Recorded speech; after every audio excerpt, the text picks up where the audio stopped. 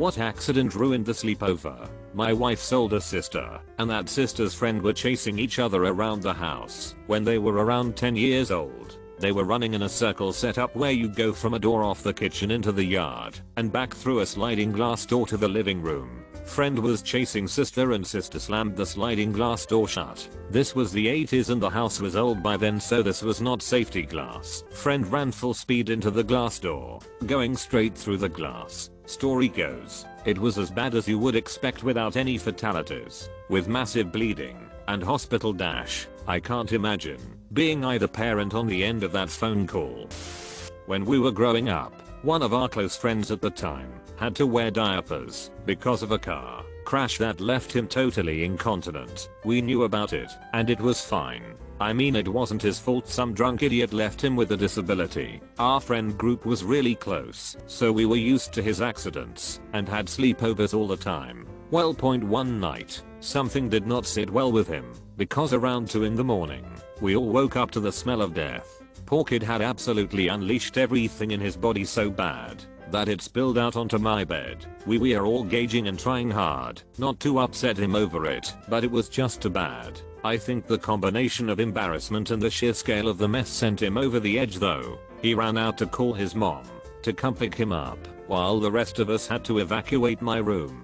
My mom was passed out drunk by this point, so I had to gather my sheets and take them to the laundry room, while my 3 other friends picked spots out in the living room to crash. I told him he was able to take a shower while he waited for his mom, but he was too upset and just waited outside in that horrid squalor. We didn't see him for a few days after that, but then everything went back to normal. We never brought it up at any other sleepovers, but I'm sure it was always on his mind. We drifted apart over the years, but I hope he's doing well. My friend and I went for a walk in the woods with his Jack Russell Terrier. Every time I was around his dog, my eyes would itch, so I figured I must have been mildly allergic to his dog. After about an hour in the woods, we made our way back to his house. We got inside, did the usual upstate New York check yourself fortix, and sat down to play video games. Within about 5 minutes of me being in the house, my friend looks at me and says something along the lines of, "Dude, what is good with your eyes?" So I go into the bathroom and look. My eyes are almost swollen shut. It turns out that on our excursion I had touched poison ivy, and when we got to the house my eyes started itching from the dog and I rubbed my eyes. It was horrible. My dad picked me up immediately. Sleepover equals ruined.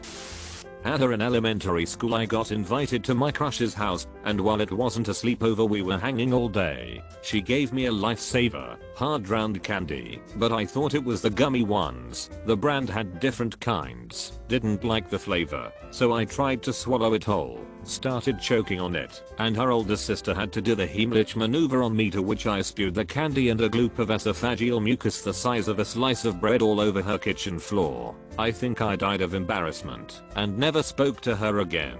I literally don't know what happened after that cause I was so flustered. I had a sleepover for my birthday. Several girlfriends were sleeping over. We woke up and one of my friends, the shy quiet one, bless her heart, was gone. Vanished from her sleeping bag. There was also a mysterious dried substance on my best friend's sleeping bag. She said, "What's this?" and scrapes and picks it off. Turns out it was vomit. There was vomit everywhere. My mom had to take her home in the middle of the night because she woke up and threw up all over herself. She tried to cover her mouth, so she had it all over her hands. She went up the stairs to get to the bathroom and touched the walls the whole way up. When she got to the bathroom she wiped her face on the hand towel, and I'll never forget the perfect face print that was left in vomit. A real work of art. The real tragedy is my mom had to clean it all up in the middle of the night after driving her home. If you're out there, Madeline, I hope it doesn't haunt you.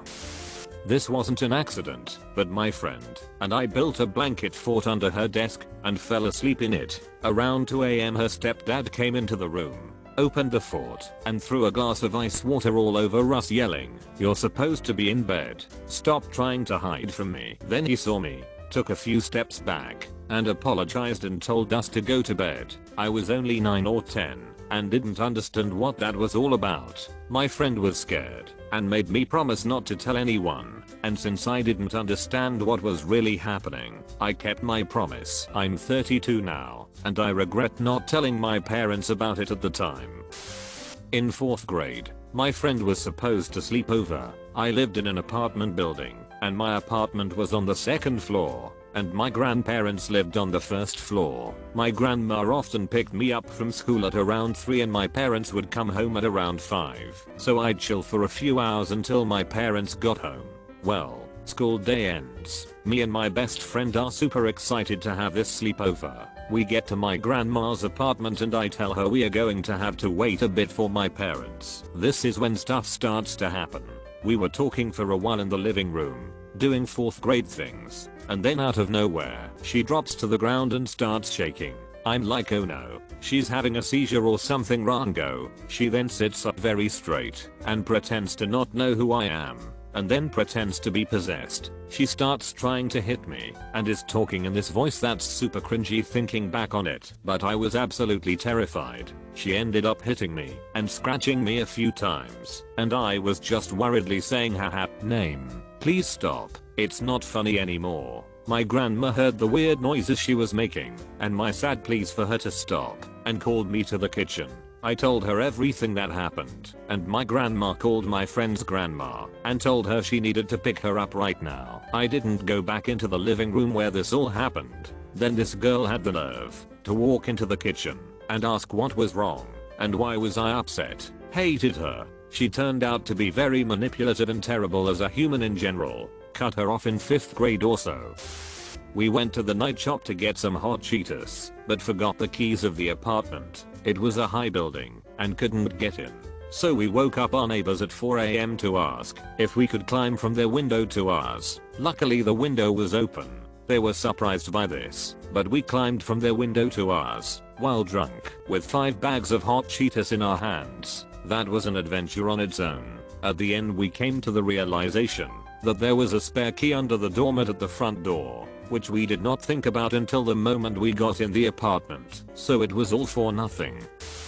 Drunk driving accident took out a classmate that everyone knew. We were up all night betting on pool and getting drunk on bad wine, and in the middle of that someone called in saying a girl we all knew was in a wreck with a drunk driver. I was probably 16 or so, and a couple years younger than most of the partygoers. She was in their grade, and was among several deaths throughout HS where I knew the sibling much better than the one who died. It always happened to someone everyone would miss a lot, and usually involved them driving. This is one of the many reasons I slowed down and started driving more conscientiously. I was in middle school sleeping over at a friend's house when the worst pain of my life stared in my abdomen. I thought my appendix burst or I don't know what. I woke their mom up and she drove me home instead of to the hospital. To make a long story short, it turns out that I was just constipated. I'm still friends with the family over a decade later, and trust me, they still remember that night very clearly. Pretty embarrassing. When I was 7 years old, I went to sleep over at a friend's house. The day was a bit strange. We had played outside all day, then decided to take a shower together in our bathing suits. She accidentally pooped in the shower while I was turned the other way. I was beyond grossed out, but she claimed her stomach hurt and she couldn't help it. Sure, okay, I was 7 so whatever. Later that night, I had finished getting ready for bed, and I was getting ready to lay down.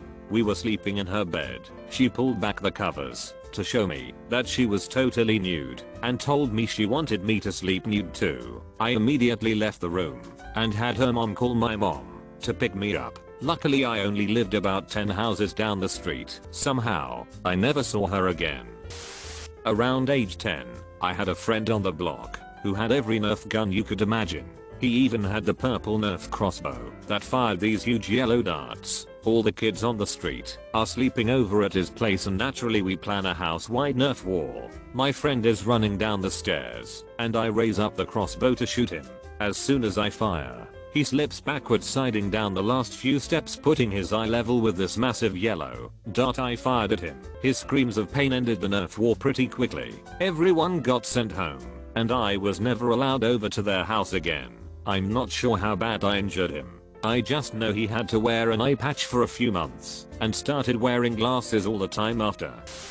New kid moves to our school, invites me and a bunch of other random kids to his house in an attempt to make friends. I suspect his parents or a teacher suggested it, as now I look back he wasn't that enthusiastic about it. We were about 14 I think at the time. All 6 of us had to cram into this kid's tiny bedroom, the sort that fits a single bed against one wall, a TV and wardrobe against the other, and a small corridor down the middle. There was barely enough space to sleep, but his mum said we had to spend the entire sleepover there, so we sorta had to pile up in our sleeping bags for an incredibly uncomfortable night. He barely spoke to any of us, and he basically played Digimon on his PlayStation whilst we messed around to entertain ourselves. His mum bought us up a big plate of chips and nuggets, and for some reason we decided to shove the stuff we didn't eat through the cracks in the bare floorboards as he didn't want his mum to see leftovers. This kid also had a younger brother, about 10, who was desperate to be involved and kept coming into the room and mimicking his older brother for some reason. Everything he did he copied to the point where it was kinda creepy. He then followed his older brother into the toilet and somehow pissed down his older brother's leg. This then resulted in a fight breaking out between the two and the kid's mum absolutely screaming at them and kicking them as they rolled round on the floor. Then she took the kid's light bulb and game controllers and demanded we all sleep. It was like 8 PM, if I remember correctly. My friend was playing with my younger brother, who was about 3 or 4 at the time. She was chasing him around the house and she pushed him a little too hard, and he fell face first on the corner of our brick fireplace. This was so many years ago, but it still brings tears to my eyes when I think about it. He had a huge gash in his forehead, and while we were in the car taking him to the hospital I remember his little voice asking my mom if his eyeball was in. My god, that was the most horrific night of my life. But he was able to get stitches and was all fine. He just turned 19 last month. A high school friend of ours had a sleepover in our junior year for her birthday. There was about 10 of us, and for the most part we were all having a lot of fun. Since there were so many of us, we were all gonna camp out in the backyard with tents and wanted to hang up some lights. My best friend was helping set up the lights and holding them as they extended with her bare hands. I guess one of the bulbs was broken, and for some reason, someone plugged them in and turned them on. She started screaming at the top of her lungs that it was electrocuting her. When someone unplugged it, she dropped to her knees and started crying. The skin in the middle of her index finger was melted, and she was absolutely terrified. She wanted to go home, and I went with her and stayed at her place for the night to make sure she was okay. I guess after we left, everyone just felt bad and didn't have much fun. One time in elementary school I wasn't invited to the popular girls sleepover, let's call her Sue. She had been bragging all week about how awesome the part was going to be, how cute her new puppy was, and made a point to say how everyone was invited while she had directly told me I wasn't. So the weekend finally comes. Things happen and on Monday I see everyone is giggling behind their hands and Sue looks extremely sullen. We would at our school basically forced a buddy system on us to I guess minimize the bullying. It didn't help FYI. So I overheard what happened when she was talking to her friends. Apparently, the fools left their puppy in the room with them and hadn't let her out while they were doing whatever, and when they were settling down for the evening the kids realized all the sleeping bag was soaked with pee. I remember at the time trying not to laugh so hard it hurt. I do feel bad for the dog though. When I had no other choice my parents enrolled me in summer church camp, 1 week being controlled by a bunch of youth pastors and volunteers who probably had the right motivation, but horrible information. Every year of my 3 years attending they tried to have a single night to camp out. First year we were rained out, lightning storm hit hard, can't really camp in that. Third year I had passed out from heat stroke and was sent home early, but that second year was magical in all the wrong ways. To note, the camping area was in a wide valley about 10 minutes drive from Lakeside, where the cabins and cafeteria were. For the 3 girls they set up a 12-person tent. It had ventilation slats, all the fancy bells and whistles, and when staked down the wind hardly ever bent it in half. For the 6 of us boys and 1 camp counselor we were packed into a 2-person tent, a cheap blue one that was fine enough for a single person. But lo and behold we ate campfire grilled chicken that night. The only counselor watching us thought they knew their stuff. but didn't cut open everyone's chicken to make sure it was cooked. Sure enough, one kid got violently sick near bedtime. To be fair, we had a spider-infested porta potty that was never moved from the campsite in many years. They were hurling and shitting and crying. The counselor was in tears trying to call the admin office on their radio because it was nightfall and they'd misplaced the keys to the bus. Long story short, we all were forced to bunk in with a kid who was quietly sobbing and retching into a few stacked Walmart bags throughout the night. It smelled like fesses and sweat, unwashed boy smells that happen when you're not able to shower in a state that's humid percent 90 of the year. Kid wasn't allowed to go home early. They held him in the nurse's office and we had dedicated prayer time for their recovery. Fun times.